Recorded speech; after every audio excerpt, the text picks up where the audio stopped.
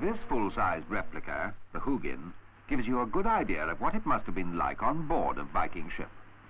By modern standards, it may seem pretty primitive, but there's a lot more to Viking ships than meets the eye. The supreme achievement of the Vikings' technical skill. And they were a culmination of 4 centuries of development and experience.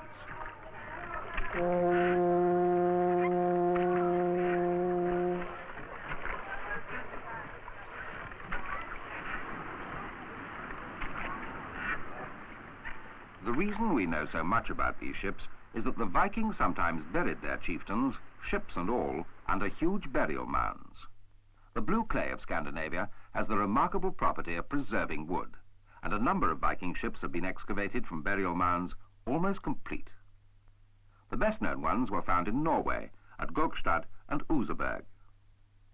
This picture was taken during the excavation of the Gokstad ship in 1880.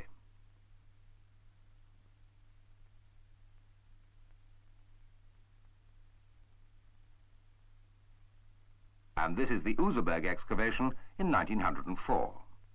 Although the structure was badly damaged by 1,000 years of burial, the individual pieces were all preserved, and it was possible to restore both ships with great accuracy. Even the original nails were used in the reconstruction. Here is the Oseberg ship as it is today, on view at the Viking Ship Museum in Oslo. It's a delicate, graceful ship, probably intended for ceremonial use and for sailing in coastal waters.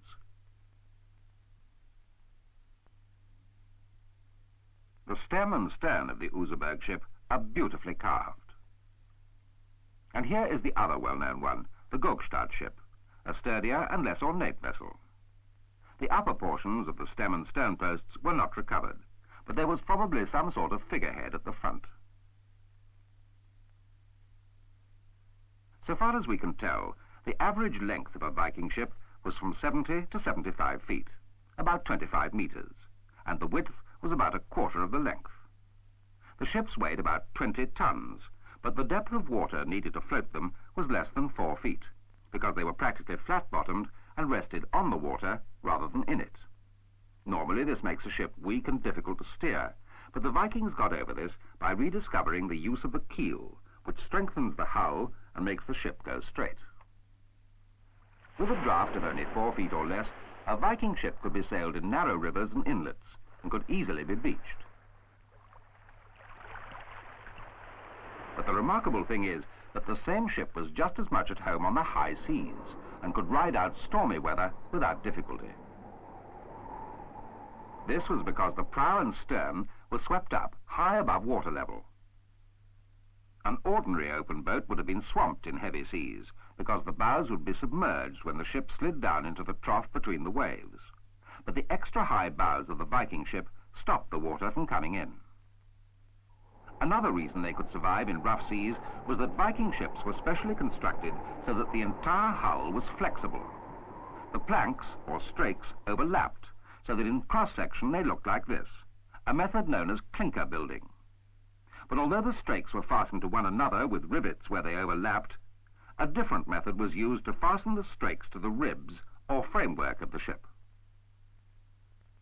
Where the planking crossed the ribs, each strake was carefully shaped so as to leave a pair of lugs on the inside face.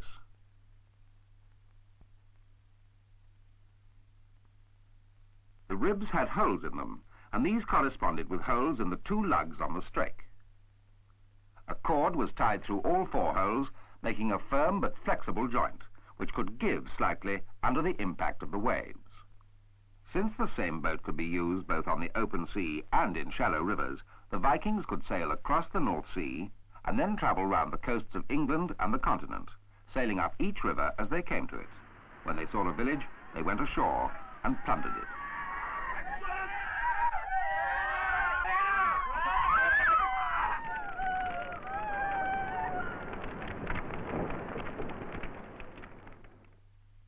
Some of the more adventurous Vikings sailed far further than the North Sea and astonished contemporaries by the distance they could travel. Besides roving down to the Mediterranean, they penetrated the chief rivers of Europe. They reached Iceland and Greenland, and even went as far as America, where in about 1000 AD, long before Columbus, They founded the settlement of Vinland, possibly in what is now Newfoundland. At the left-hand edge of this famous old map, you can see the settlement in Vinland clearly marked. If you look carefully, you'll probably be able to make out the name in Latin, Vinlander. On long voyages, some sort of cabin was clearly desirable for shelter, and at first sight, the Viking ship appears to be without one. But at night, a tent could be made by draping cloth over the yardarm, which was placed on 3 special supports. These T-shaped supports have survived in the Gokstad ship, and you can see them clearly. And here's a picture of a Hugin with a shelter in place, ready for the night. The Viking ship had a short mast, about half the length of the ship. When not in use, the mast was lowered into the stern. But when it was in the raised position, it fitted into a hole in a stout wooden block mounted amidships and called the mast partner, or mast fish. The open side of the hole could be closed with a wedge, called the mast lock, and this held the mast in place. In a favourable wind, the Vikings could make about 10 knots, because, owing to the thin planking, the ship was very light. But they could only sail before the wind, and they didn't know how to tack, so except when the wind happened to be in the right direction, they had to row. There were usually 15 or 16 oars each side, and the men sat on their sea chests while rowing. Rowing a ship of this size required not only strength, but a considerable amount of skill. The holes for the oars were usually cut in the 3rd plank from the top, and as you can see from this model, they were specially shaped to enable the blade of the oar to pass through without making the hole too big to act as a rowlock. On the inside, each oar hole could be covered with a little shutter, which was swung into place when the oars were not in use. This prevented the water from coming in. For convenience, and to give them some protection, the Vikings fastened their shields onto the side of the ship. The topmost strake was often specially slotted to enable the shields to be fastened on. At the front are evil spirits. Very few actual examples have survived, but here is a genuine figurehead from a ship excavated in Belgium. It probably dates from the 8th century.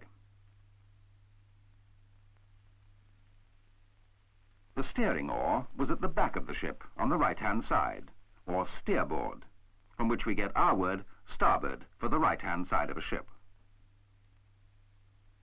You can see from this model that the oar was held by a leather strap at the neck and attached by a short rope to a rubbing chock further down. This enabled the oar to be swung back and forth by a tiller. This special cutaway model shows how it moved.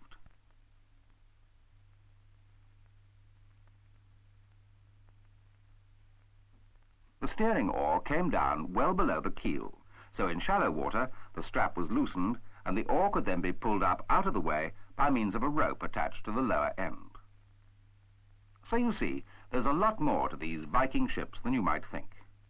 In their day, they were the fastest and best designed ships in existence, and they took the Vikings halfway round the world. And that in itself is quite an achievement.